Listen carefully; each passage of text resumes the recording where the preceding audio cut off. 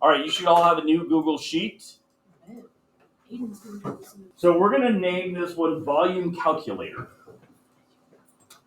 Volume Calculator. The keyboard has decided that it might play. There we go. So Volume Calculator. So today we're going to talk not just about a singular sheet, but we're actually going to start using sheets inside a sheet. So the whole thing we're going to call a spreadsheet, and each one we're going to call a sheet. Okay. So down at the bottom it says sheet 1. Everyone see that? Now if you go over there next to it, you'll see there's a little plus button. So later on, once I finish this, you can add a new sheet by pressing the plus button. Right now we're going to double click on sheet 1 and call it Sphere. S-P-H-E-R-E. Sphere. So what we're going to do is make a calculator to calculate volume of 3 objects. A sphere, a cylinder, and a rectangular prism. You guys all remember that from last year? So we're going to make a calculator that does our work, and we're not going to use it to cheat on our homework. So first thing we're going to do up here is we're going to do on cell A1. And we're going to call it volume of a sphere. Volume of a sphere. I like saying the word sphere. I always have. So I'm going to make that my big header, but I want my calculator to look impressive. So to do that, I'm going to select cells A1 through G1. Remember, you can do that either by clicking and dragging across if you're good with your fingers, or you can click the first cell, hold Shift key, click the last cell. And I'm going to merge them.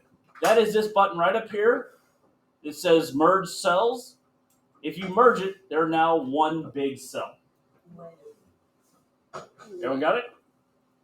So the next thing I'm going to do, because this is going to be my basic calculator areas here, I'm going to actually make that center align. So I'm going to use my alignment center. I'm going to make it bold. I love beautification. I'm going to change the text size to 24. You can either do that by hitting the plus sign a bunch of times, or if you click on the 10, you can go right to 24, or in the 10 spot, you can just type 24. Now the cells resize themselves to fit. Right now we haven't told them not to, so that's good for us. Excuse me? Yes, sir. Don't hit the bees, they sting. That joke. Okay. And the last thing I'm going to do is give it a background color of a light blue. And you guys are going to go for a light blue, just like I am. Because this one's more about following directions. There's a bunch of light blues. I don't care which light blue. I thought about being more specific, but then it got anal, so I didn't go that way. So we're good so far, right? Remember, if you ever feel panicky, let me zoom this up a little bit here.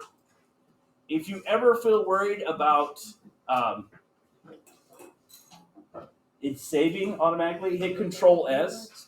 If there's ever a problem in Google and you hit Control S, it'll tell you it can't save because it's offline. That'll let you know to stop working until you get back online. So in A4, we're going to type enter a radius. Because in a sphere, we only care about the radius. How many people remember the formula for a sphere?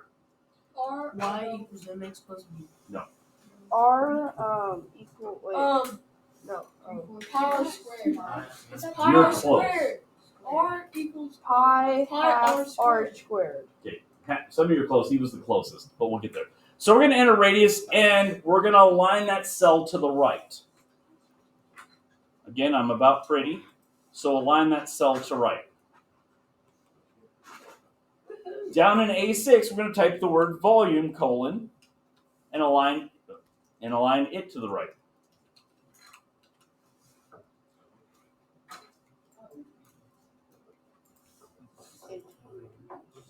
Good so far?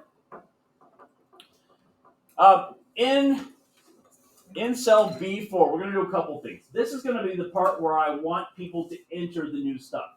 So we're going to make the volume automatically kick out with the answer. but we want them to know this is the cell I want you to enter in. So we're going to change the cell color to green. Yeah, enter here. And we're going to actually put a 2 in there. And the only reason I'm putting a 2 in there is when I do the formula, I want that to come up. I'm also going to take the 2 and I'm going to align it to the left. Are we good so far? All right. Now, just in case you didn't get the memory, I want you to go in Google Classroom and download 3 pictures. You have 3 pictures in Google Classroom on this assignment: volume cylinder, volume rectangular prism, and volume sphere. Go ahead and download those and save them to your stuff. Click out here, I think in my instructions I put a specific cell, but it really doesn't matter. In my instructions it says D5, but okay, I'm close. It doesn't matter because we're going to do 2 things. Just hit back. What are you doing? I accidentally closed out of the tab. Okay, are you going to listen to me? Control-Shift-T will bring the tab back.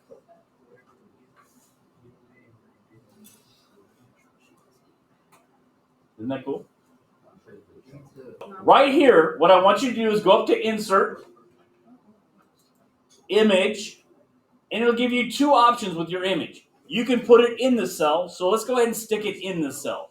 Insert image in the cell. And we're going to pick that volume of the sphere cell, or picture. Volume of the sphere picture, and it'll stick it in the cell.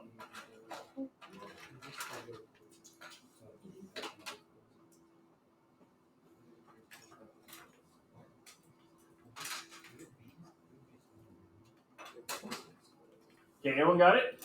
Now tell me, what do you notice about that? Very small. It's very small. If I take that cell and I can go over here to the row and I can drag row 5 down, you'll know it gets bigger. So it'll fit in the cell as big as it can get.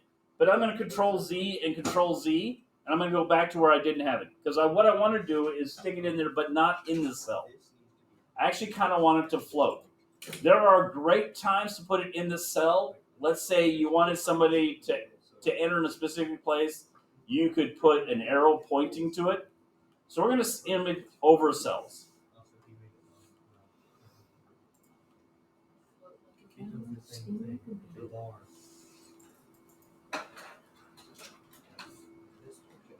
Insert over cells.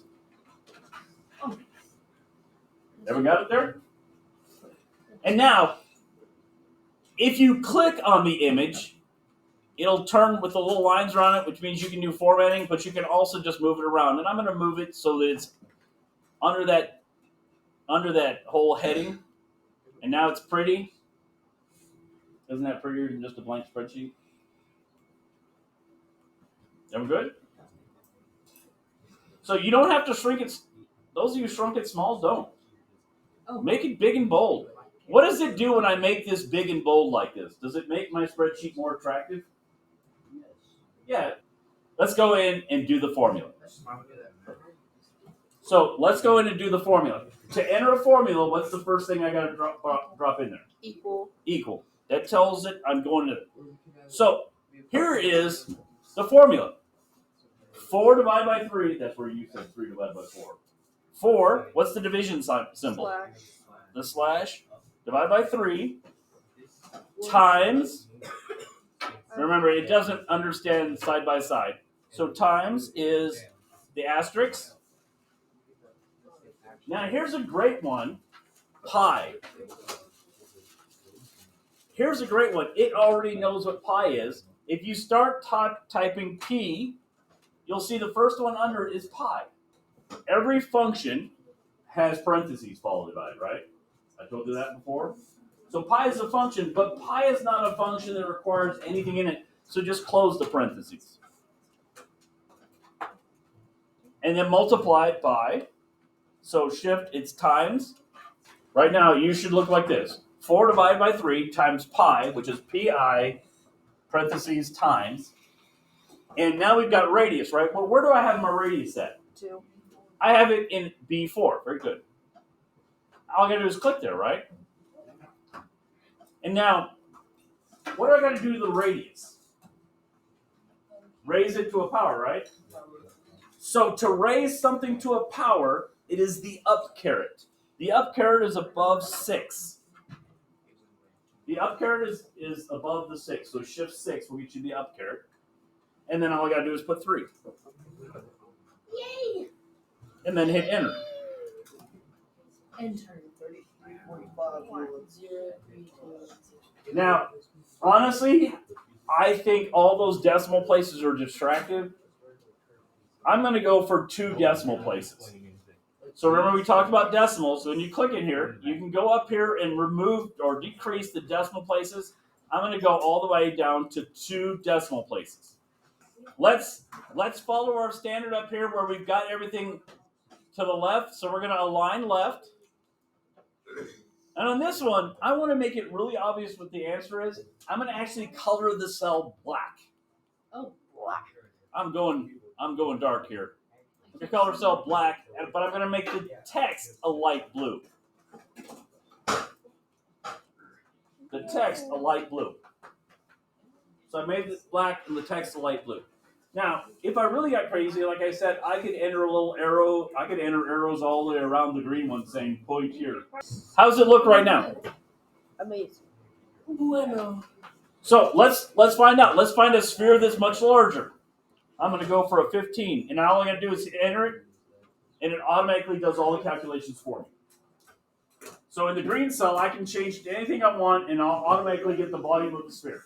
Oh. Huh? Is that more useful? Oh, yeah. I know you like doing it, all the math, but I don't like that. I mean, that's a big sphere there.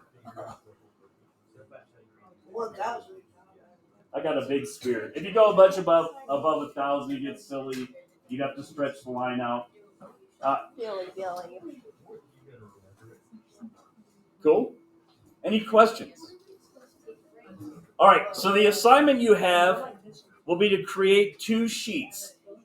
One for a cylinder and one for a rectangular prism. It won't take you guys very long. And it really you're just following the same steps over again. We've already done the first 2, to create the Google Sheet and the volume of the sphere. That's what we did here in class. So you're all the way down to near the bottom of the page, volume of the cylinder. Huh? Yeah. Not yet. You finish it. Your calculator is going to have 3 volumes, and they're going to be in different sheets. Remember to make a new sheet. You just go down here and hit the plus button, and you make a new sheet, and then you name that sheet just like this. Follow it through. Any questions? Wait, do Follow we do this the- in the same spreadsheet? Yes. All you're gonna do is hit that little plus button in the lower left-hand corner. It'll make a whole new sheet. Yes. Let's go. Y'all. What is this one called?